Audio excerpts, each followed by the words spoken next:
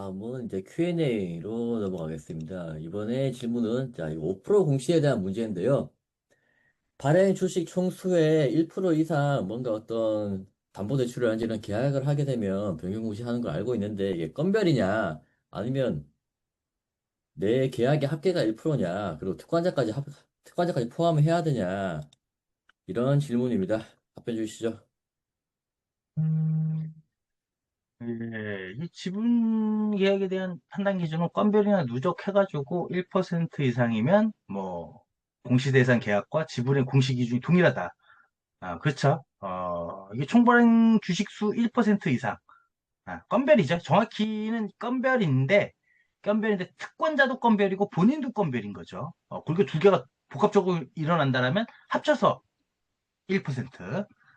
이벤트를 따져서. 근데 이거를 그러니까 뭐, 쉽게 말해서, 대량 보유 상황 신고서는 이제 5% 이상을 보유하고 있는 보유자 및 특권자 포함해서요. 보유자 및 특권자 포함해서 5% 넘어가면 대량 보유 상황 신고서를 내는 건데, 이 중에 이제 주식이면은 1% 이상은 변동.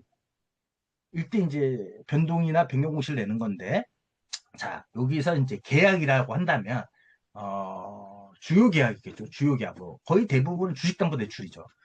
주식담보대출도 원칙이 건별이잖아요. 건별. 본인이 0.5%, 뭐, 국민은행에서 0.5, 총발행 주식의 0.5%를 대출받은 것에 대해서 기간이 연장됐다.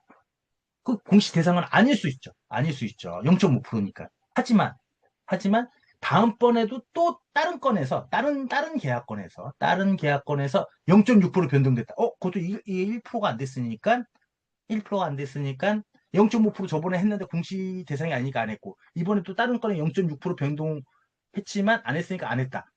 그건 아니죠. 합쳐서 1% 이상의 변동을 초래하는 것들에 대해서 누적으로 하는 겁니다. 그래서 계약에 관련돼서는 그냥 무조건 하는 겁니다. 그냥 기간의 변경이나 금액의 변경이나 또는 주식수의 변경일 때 그냥 하시면 되고 뭐 1% 계약 건수 뭐 건별 1%가 되네 근데 누락하면 어떡하려고 그 다음에 다른 건은 어떻게 이거 다 계산을 몰라요 못해요 이거 그래서 주식은 왔다 갔다 하는 그리고 그 HTS 들어가 가지고 거래 내역서 뽑으면은 뭐 퍼센트 1% 이렇게 하면 되는데 계약은 기간 변경이나 이런 것들이 있기 때문에 퍼센트와 상관없이 그냥 하는 겁니다. 무조건 다 정정하는 겁니다. 정정이 아니라 무조건 다 변경이죠. 변경. 기간만 변경일 땐 변경, 주식수가 움직일 땐 변동, 두 개 무조건 하는 거예요. 예, 그리고 특권자 포함입니다. 예, 특권자 포함이기 때문에 예, 무조건 해야 되는 거고. 그리고 지분계약 판단 기준은 아까 말씀드린 기본이 이제 지분에 대한 건 건별인데 계약도 다 건별이죠. 근데 누적해서 1% 이상이면 되기 때문에 그냥 무조건 1% 미만이라도 하는 게 맞는 거다. 그리고 하는 게 맞는 거다라고 보시면 되고.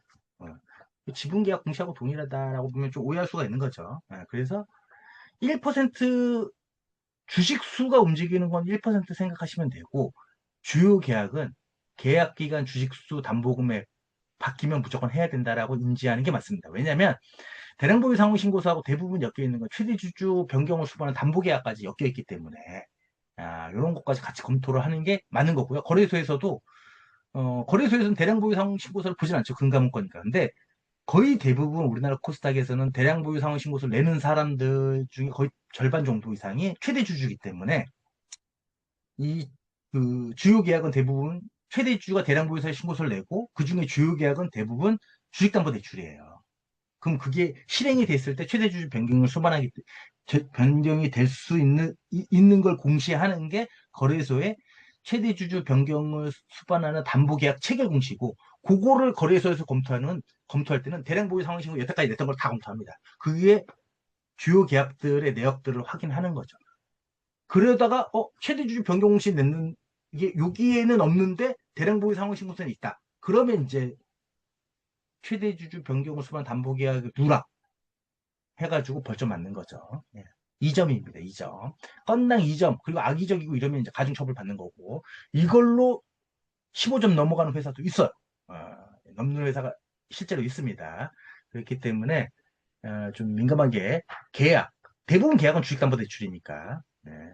그런 거를 좀 참고를 해 보시면 될 것 같고, 뭐 1% 넘네 안 넘네 계약에 관련돼서 뭐 주식수 변동에 대해서 1% 생각하는 사람들 꽤 있어요. 근데 주요 계약에 대해서 이게 1% 넘냐 안 넘냐, 변경 내용이 1% 넘냐 이런 거 생각하시지 않았으면 좋겠어요. 그냥 하는 거다. 주요 계약은 무조건 변경사항이 있을 때 무조건 해야 된다. 라고 보시는 게 더 합당할 것 같습니다. 네, 오늘은 여기까지 하도록 하겠습니다. 네, 수고하셨습니다. 뿅!